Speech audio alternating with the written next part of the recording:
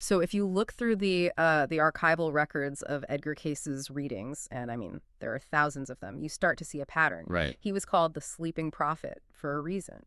He'd go into a trance, he'd deliver the information, and he'd wake up, well, generally pretty calm, maybe a little groggy. Like someone waking up from a deep nap. That was the routine. Exactly. But there's this one specific date in 1935 down in Virginia Beach where that entire pattern just, it breaks. And it breaks violently. It's probably the most unsettling moment in the entire Cayce archive. We have the stenographer's notes from that day, and she actually records this physical change in the room's atmosphere. Wow. She says her hands literally froze over the typewriter keys. And when Cayce wakes up, he isn't calm. He is terrified. The reports say he had genuine fear in his eyes for the first time in 30 years. And just to set the stage here, this wasn't a reading about, a world war or some scary medical diagnosis. He wasn't looking at a map. He was looking at the people standing right there with him. That's it exactly. Hmm. He looked around the room, at his family, at the doctors, the stenographer, and he said something that just opposed. It challenges the most basic assumption of human existence. What did he say? He said, "Not everyone walking among us has a soul." That is the statement we are unpacking today. And I want to be really clear right off the bat.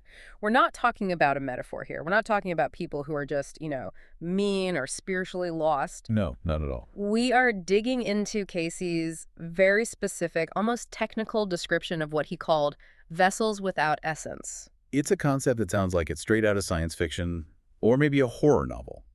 But for Cayce, he treated it as a biological and a spiritual fact. He described beings that look human, they speak human languages. They hold down jobs, they have families. Right. But they are, in his words, forms without substance. Which brings up the obvious question, what are they? I mean, if you strip away the 1930s language, this sounds an awful lot like the modern idea of a P-zombie, a philosophical zombie. It's almost identical, which is just incredible because that term, philosophical zombie, it didn't really enter academic circles for decades later. Decades. But a physician who was actually present at that 1935 reading, he used that kind of phrasing to try and grasp what Cayce was describing. The definition is a being that is, on the outside, totally indistinguishable from a human. So you pinch them, they say, ow. They recoil. If you tell a joke, they laugh. They process input and they produce the correct output. But there's no subject inside. There's no I actually experiencing the pain or the humor. The lights are on, the engine's running, but there is nobody home. Precisely. Cayce called it an empty house. And this wasn't some random observation either. It came up in response to a very practical problem. Right. This whole thing started with a business consultation, of all things. A wealthy industrialist came to Cayce because he just could not figure out his competitors. He was completely baffled. This industrialist, he was dealing with rivals who were just ruthless, but not in an angry or passionate way. They just seemed to lack a moral compass entirely. So he wanted to know, what's the karmic reason for this? Yes, he was expecting Cayce to say, oh, in a past life they were pirates or they were tyrants, some karmic explanation. But Cayce just shut that down. Immediately, he told the industrialist, in effect, you are projecting your own spiritual depth onto them. He said these rivals didn't have past lives because they didn't have souls to have them with. They were empty vessels that had gained independent existence. Gained independent existence, that Yeah. phrase. It implies an origin story. Did Cayce explain how something like this even happens? Is it like a glitch in the cosmic mainframe? He described it as a kind of cosmic accident, almost a side effect of how consciousness evolved. In Cayce's view, souls were created to be companions to the divine, sparks of God. Right. But in the deep prehistory of consciousness, these shadows or forms emerged. And as physical humanity evolved, these shadows found that the human body was the perfect vehicle. The perfect camouflage.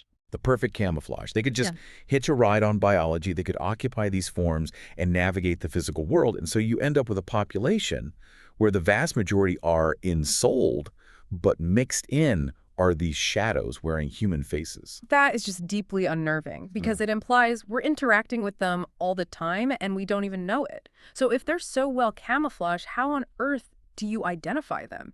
Did Cayce give like a checklist? He did, and the diagnostics are surprisingly detailed. They're not mystical, they're behavioral.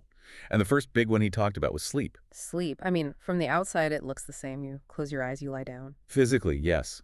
But Cayce's claim was that for an ensouled being, Sleep is a spiritual activity. It's active. We process, we connect to the collective unconscious, we dream in symbols. It's a journey. The soul leaves the body and then returns. Okay, whereas for the empty vessel. It is purely mechanical. It's a battery recharge. Yeah. Cayce said they just switch off. The system powers down, it goes into standby to repair tissue, and then it reactivates. There is no inner story, no dreamscape. Which is fascinating, but you can't exactly monitor your neighbor's dream state.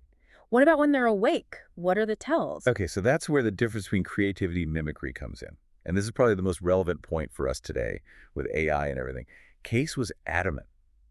These beings have no true creativity. So they can't spark an original idea from scratch. No, but, and this is the key, they are masters of recombination. They can take existing data, existing art, existing business plans, and just reconfigure them brilliantly. They can mimic creativity so well, it's almost impossible to tell the difference. It sounds like he's describing a really sophisticated algorithm. A teacher actually asked him about this. She felt like she just wasn't reaching some of her students. And Cayce told her, they will memorize the poem, but they will never feel the truth of it. They will solve the equation, but they will never sense the beauty. They can execute the function, but they can't feel the meaning. Exactly. And that lack of feeling has to extend to social interactions, right? I mean, empathy would be impossible for an empty vessel. Impossible, yes. But it is simulated. Cayce noted they're very good at learning the social scripts. They know that when a person cries, the correct response is to offer a tissue and make a sad face. They perform the action. But he said there's a subtle wrongness to it, like a musical instrument that's just slightly out of tune, it doesn't resonate. And he also had that very specific, almost haunting description of their eyes. He called them mirrors without backing. That's the phrase. That's the one that always sticks with people. Mirrors without backing. He said if you really look into their eyes, you don't see a history. You don't see the journey of a soul. You just see your own reflection or whatever performance they think you want to see. It's a surface with no depth. Okay, so we have these entities. They're efficient, they're mechanical, camouflage, can't truly connect. But the outline says they don't just appear randomly. They tend to congregate. And this brings us right back to that industrialist problem. Cayce warned that these beings are disproportionately drawn to power.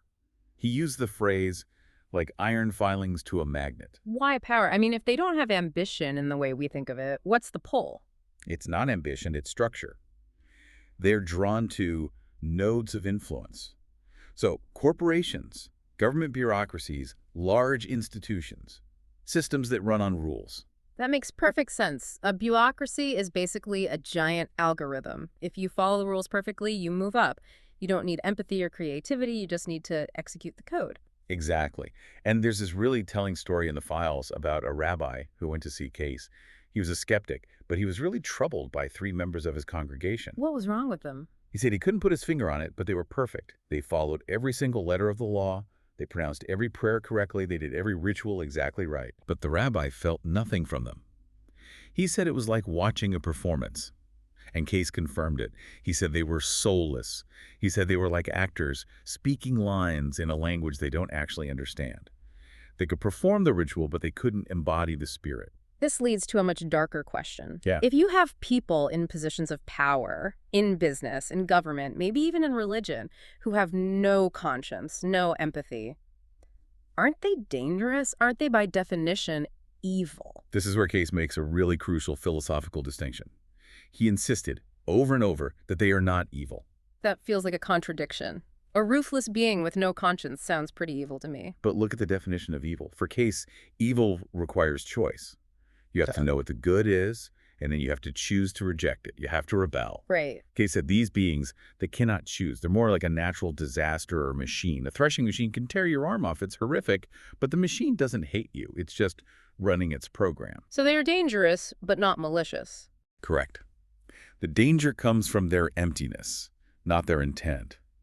That industrialist, he was warned that his business partner was going to betray him.